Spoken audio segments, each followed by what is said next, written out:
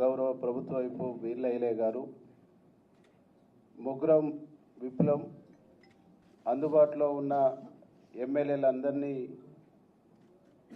ఇక్కడ పిలిచి రాష్ట్రంలో జరుగుతున్నటువంటి బీఆర్ఎస్ బీజేపీ చేస్తున్నటువంటి అసత్య ప్రచారాల మీద మాట్లాడుతున్నటువంటి క్రమంలో వితిన్ ద పార్టీలో జరుగుతున్నటువంటి పరిణామాల మీద కూడా గౌరవ విప్పులు గౌరవ ఎమ్మెల్యేలు ఎమ్మెల్సీలు అందరం కూడా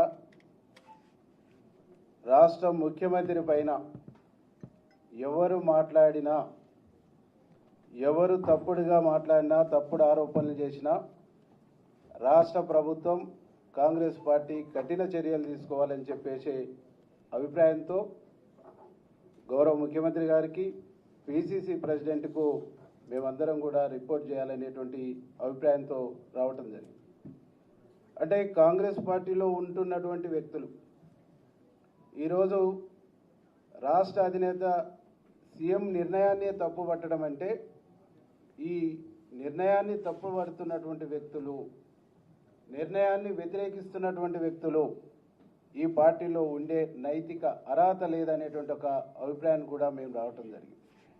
అంటే చెట్టు కింద ఉండి చెట్టు కొమ్మనే నరుక్కునేటువంటి ఒక వైఖరి దుర్మార్గమైనటువంటి వైఖరి ఇది ప్రతిపక్షాలకు గొంతునిచ్చే వైఖరిగా మేము భావిస్తా ఉన్నాం. కొండ సురేఖ గారు క్రమశిక్షణ సంఘం ఇచ్చినటువంటి నోటీసుకు షోకాజుకు సమాధానం ఇస్తూ నాకు సంబంధం లేదన్న, నీకు సంబంధం లేదన్నప్పుడు నీ బిడ్డ మాట్లాడిన మాటల్ని ఎందుకు ఖండించలేదు? ఎందుకు నువ్వు క్యాబినెట్ మినిస్టర్గా క్యాబినెట్ మంత్రిగా కలెక్టర్గా క్యాబినెట్లో ముఖ్యమంత్రితో కలెక్టర్గా పనిచేస్తున్నటువంటి వ్యక్తులుగా ఖండించవలసినటువంటి బాధ్యత నీ పైన ఉన్నదా లేదా అని చెప్పేసి ఈ సందర్భంగా మేము అడుగుతాం. మీరు చేస్తున్నటువంటి తప్పుల్ని మీరు అనుసరిస్తున్నటువంటి తప్పులకు మీరు మాట్లాడుతున్నటువంటి తప్పుడు భాషకు ప్రభుత్వం ముఖ్యమంత్రి మూల్యం చెల్లిస్తుండ్రు. కానీ మీరు మాత్రం ఆ పదవిలో ఎంజాయ్ చేస్తూ మీ ఎంటర్టైన్మెంట్లో ప్రభుత్వానికి పార్టీని ఇబ్బంది పెట్టేటువంటి ఒక ప్రయత్నం చేస్తున్నారు అనేటువంటి విషయాన్ని ఈ సందర్భంగా మేము గుర్తు చేయదలుచుకున్నాం. కాబట్టి సమంత విషయంలో మాట్లాడినా ఏ విషయంలో మాట్లాడినా ఎప్పుడూ మీ భాష పార్టీకి తలనొప్పిగానే ఉంది, పార్టీకి తలనొప్పి తెచ్చేటువంటి విధంగానే ఉంది, పార్టీకి నష్టదాయకంగానే ఉంది, పార్టీకి నష్టం కొని తెచ్చేటువంటి విధంగానే ఉన్నది. కాబట్టి ఈ భాష మాట్లాడుతున్న ఈ యాక్టివిటీ ఉన్నటువంటి వ్యక్తులపైన పార్టీ పిసిసి ప్రెసిడెంట్ గారు కానీ ఏఐసిసి కానీ కఠినమైనటువంటి నిర్ణయాలు తీసుకోవాలనేటువంటి ఒక ఆలోచనతో మేము ఈరోజు మాట్లాడటం జరిగింది. మేమందరం కూడా ఒకటే కోరుతా ఉన్నాం, ఈ రాష్ట్రంలో కాంగ్రెస్ పార్టీని అధికారం తీసుకురావడానికి ఇక్కడ ఉన్నటువంటి ఎమ్మెల్యేలు ఎమ్మెల్సీలు బయట ఉన్నటువంటి మంత్రులు అనేక మంది నాయకులతో పాటుగా చెమటోర్చినటువంటి వ్యక్తి రక్తం ధారపోసినటువంటి వ్యక్తి ఈ రాష్ట్ర ముఖ్యమంత్రి రేవంత్ రెడ్డి గారు. వారికి తోడుగా వారి కుటుంబం కూడా వారి బ్రదర్స్ కూడా చెమటోర్చినటువంటి విషయం తెలంగాణ సమాజానికి తెలుసు. కానీ పనిగట్టుకొని ప్రతిపక్షాలు వారిని వీక్ చేయడానికి ప్రయత్నం చేస్తారు, ప్రతిపక్షాలు వారి మీదనే దాడి చేస్తుంటారు. వితిన్ ద పార్టీలో ఉన్న కొంతమంది వివిధ జిల్లాలలో కావాలని ప్రభుత్వాన్ని ముఖ్యమంత్రిని వీక్ చేసేటువంటి ఒక దుర్మార్గమైనటువంటి ఆలోచనతో పనిచేస్తూ ఉన్నారు. వారిపైన కఠినమైనటువంటి వైఖరితో కఠినమైనటువంటి నిర్ణయాలు పార్టీలో ఉండాలని చెప్పేసి మేము పార్టీని కోరబోతా ఉన్నాం.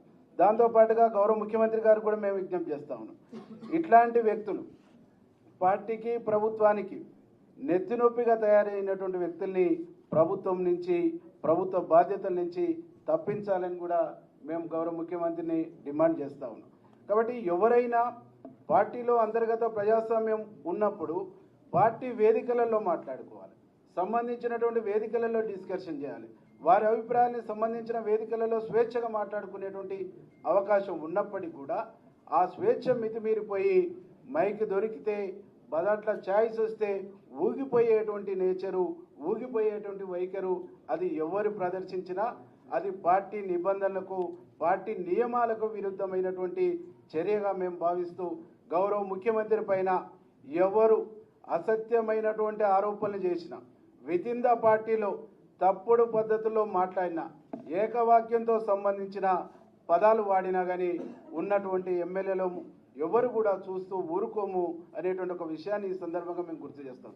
వీళ్ళ భాష మూలంగా, వీళ్ళు మాట్లాడుతున్న విధానాల మూలంగా కార్యకర్తల్లో, ప్రజల్లో అనేక రకాల ఇబ్బందికరమైనటువంటి అనుమానాలు, అపోహలకు గురి అయ్యేటువంటి ఒక పరిస్థితి ఉన్నది. కాబట్టి కొట్లాడి సాధించుకున్నటువంటి రాష్ట్రం 10 సంవత్సరాలు దొంగల పాలైంది.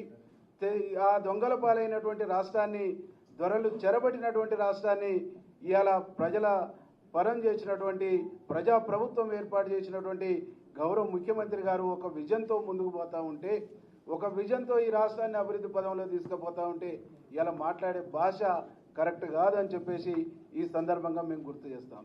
ఒక పార్టీ సభ్యుడు కానటువంటి వ్యక్తి, అనామకులైనటువంటి వ్యక్తి మా ఎమ్మెల్యేని పట్టుకొని అడ్డగోలుగా మాట్లాడటం అంటే ఇంతకంటే నీచమైనటువంటి లంపెన్ కల్చరు బహుశా ఎక్కడ ఉంటుంది. ఒక రాజకీయ కుటుంబం అనుకున్నప్పుడు రాజకీయ విలువల్ని పాటించాలి, రాజకీయ పద్ధతిని పాటించాలి, రాజకీయ గౌరవాన్ని కాపాడుకోవాలి. కానీ ఒక లంపెన్లాగా, తాగుబోతుల్లాగా బజార్లకు వచ్చి మాట్లాడడం అంటేనే అది బజార్ కల్చరు, బజార్ సంస్కృతి అయితే తప్ప Congress party culture, Congress party సంస్కృతి కాదు అని చెప్పేసి ఈ సందర్భంగా మేము గుర్తు చేస్తాం. గౌరవ ముఖ్యమంత్రి పైన ఇప్పటి వరకు మీరు మాట్లాడినటువంటి మాటలకు బహిరంగంగా క్షమాపణ చెప్పాలి. బహిరంగంగా క్షమాపణ చెప్పకుంటే ఈ రాష్ట్రంలో ముఖ్యమంత్రి గారిని అభిమానించేటువంటి లక్షలాది మంది ఆగ్రహానికి మీరు గురిగాక తప్పదు అని చెప్పేసి హెచ్చరిస్తాం.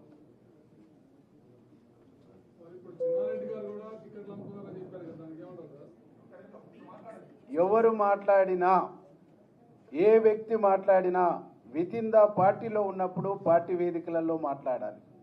సంబంధించినటువంటి వారి బాధ్యుల కాడ చర్చించుకోవాలి. వారికి వచ్చినటువంటి అవకాశం, ఏ వేదికల అవకాశం ఇస్తే ఆ వేదికలో మాట్లాడాలి. కానీ బయట మాట్లాడటం అంటేనే అది పార్టీ నియమావళికి విరుద్ధం.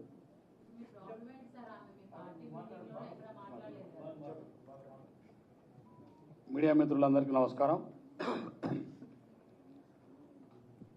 ఈ పత్రికా మీడియా సమావేశంలో పాల్గొంటున్నటువంటి విపులకు, శాసనసభ్యులకు, శాసన మండలి సభ్యులకు అందరికీ పేరు పేరున హృదయపూర్వక నమస్కారం.